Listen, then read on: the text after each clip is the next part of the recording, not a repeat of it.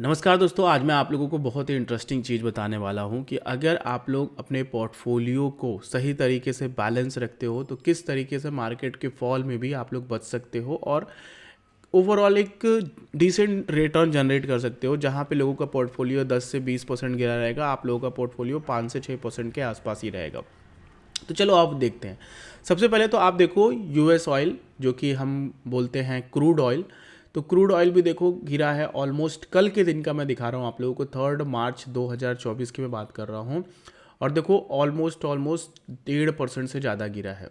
Bitcoin देख लो, ठीक है, हम सभी एसेट क्लास को देखेंगे। बिटकॉइन देख लो, बिटकॉइन भी ऑलमोस्ट आप लोगों का एक दिन में 10,000 से 12,000 का पॉइंट कैच किया है फॉल की तरफ। अगर आप देखो तो ओपनिंग इस कैंडल की थी 94,272 और क्लोजिंग इस कैंडल की रही है 86,160 और जो लो बनाया है 85,000 का। और अभी फिलहाल अपने टॉप से, कल के टॉप से लेकर के अभी 83,000, यानी कि ऑलमोस्ट 12,000 13,000 मार्केट गिर चुका है बिटकॉइन का केवल 24 घंटे के अंदर। ठीक है, इथीरियम देख लो आप, इथीरियम का भी सेम हाल है। एक्सआरपी देख लो। अब हम बात कर लेते हैं अपना इक्विटी इंडियन मार्केट की बात कर लेते हैं। हमने बात करी थी कि किस तरीके से मार्केट 22,000 तक के लेवल को टच कर सकता है, तो आज 22,000 का लेवल मार्केट ने टच कर दिया है। ठीक है, अगर ये वाला लेवल टूटता है 21,800 का लेवल, तो हम नीचे भी आ सकते हैं 18,900 के आसपास, यानी कि 19,000 के आसपास हम आ सकते हैं। बट 22,000 का लेवल होल्ड करना चाहिए, तभी हम 19,000 के लेवल्स की तरफ जा सकते हैं। ठीक है, इसमें भी देखो अगर आप, तो कल के डे में फॉल रहा है, उसके पिछले डे में भी फॉल रहा है। ओवरऑल बैंक निफ्टी देख लो, आप सभी का फेवरेट, सेंसेक्स निफ्टी तो लगभग सेम ही होते हैं। इंडिया विक्स देखो किस तरीके से आप लोगों का साइडवेज रहा है, लेकिन फिर भी आप लोगों के मार्केट जो है वो गिर ही रहे हैं। अब दोस्तों मैं आप लोगों को चीज़ें दिखाता हूँ। जैसे कि आप मेटल में इन्वेस्टमेंट करते हो, गोल्ड में इन्वेस्टमेंट करते हो, तो आपका मार्केट होल्ड करके रखेगा, आपका पोर्टफोलियो होल्ड करके रखेगा।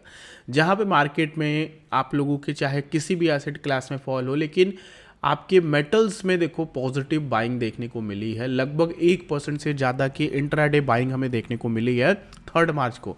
जहाँ पे आपका bitcoin, Ethereum, crude oil, commodity market में हाहाकार मचा हुआ था, लेकिन वहीं कमोडिटी, गोल्ड में, मेटल्स में आप लोगों का पोर्टफोलियो पॉजिटिव रहा और इसने आपके पोर्टफोलियो को होल्ड करके रखा। जहाँ पे जिनके भी पोर्टफोलियो में गोल्ड नहीं होगा उनका पोर्टफोलियो 4 से 5% नीचे होगा, लेकिन अगर उनके पोर्टफोलियो में गोल्ड होगा, ठीक है, एक प्रॉपर प्लानिंग के साथ किए होंगे, तो ओवरऑल उनका जो लॉस होगा वो 1 से 1.5% के आसपास ही होगा। तो बात करते हैं कि आखिर गोल्ड में पोर्टफोलियो बनाना कितना चाहिए, या फिर अगर आप मेटल्स में या फिर इस तरह की हेजिंग क्वांटिटी रखना चाहते हो किसी भी सिचुएशन में कि आप का जो फॉल आए वो आपको हेज करके रखे, तो आप हेज करने के लिए हमेशा ध्यान रखो कि आपका जो लंबा जा रहा है, ठीक है, जैसे कि हम मान लेते हैं हमारा मेन एसेट क्लास है इक्विटी, ठीक है, मेन हमारा इक्विटी है, और फिर हम उसमें क्या कर रहे हैं कि गोल्ड को शामिल कर रहे हैं, उसमें हम गोल्ड को शामिल कर रहे हैं, तो इक्विटी का जो पोर्शन होना चाहिए वो हमारा ऑलमोस्ट 60-40 के आसपास होना चाहिए। जैसे कि अगर हम मान लें इक्विटी में हमें रखना है, तो मैं यहाँ पे 60 to 70% अपना पोर्टफोलियो रखूँगा। ठीक है, वहीं पे गोल्ड में अगर मुझे हेज करके रखनी है पोजीशन, तो 30 to 40% पोर्टफोलियो में यहाँ पे रखूँगा।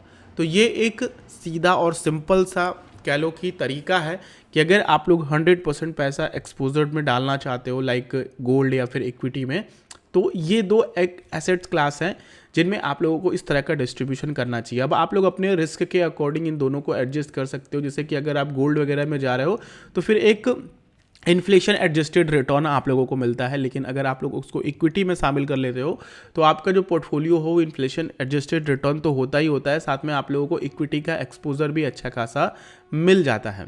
तो ओवरऑल अगर आप लोग इसको दूसरे कंपेयर करो, जैसे कि डेट इंस्ट्रूमेंट में चले जाओ या फिर अगर आप लोग फिक्स डिपॉजिट, रिकरिंग डिपॉजिट में चले जाओ, तो ये दोनों ही जो आप लोगों को दिख रहे हैं ये यहाँ पे अलग एसेट क्लास हैं। ठीक है, इनके साथ आप अपना पोर्टफोलियो हेज करते हो तो अपना जो भी डेट में डाले हो या फिर अगर आपने कोई फिक्स डिपॉजिट आरडी करी है तो वो एक अलग पोर्टफोलियो है, ठीक है।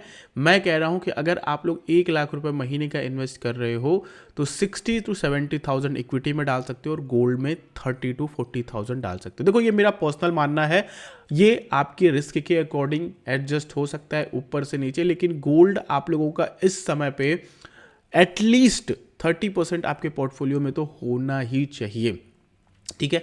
आप लोग बताओ, क्या आप लोग गोल्ड के साथ मार्केट को हेज करते हो या फिर आप लोग किस तरीके से गोल्ड में इन्वेस्टिंग को देखते हो, लॉन्ग टर्म पर्पस से या फिर ज्वेलरी पर्पस से या फिर फिजिकल गोल्ड के पर्पस से? नीचे कमेंट करके बता सकते हो। बाकी इस वीडियो में इतना ही है, अपनी राय जरूर देना। इस तरह की वीडियोस के लिए चैनल को जरूर सब्सक्राइब करें और बेल आइकन क्लिक करेंगे तो आने वाली वीडियोस की नोटिफिकेशन आ सकेगी। जय हिंद।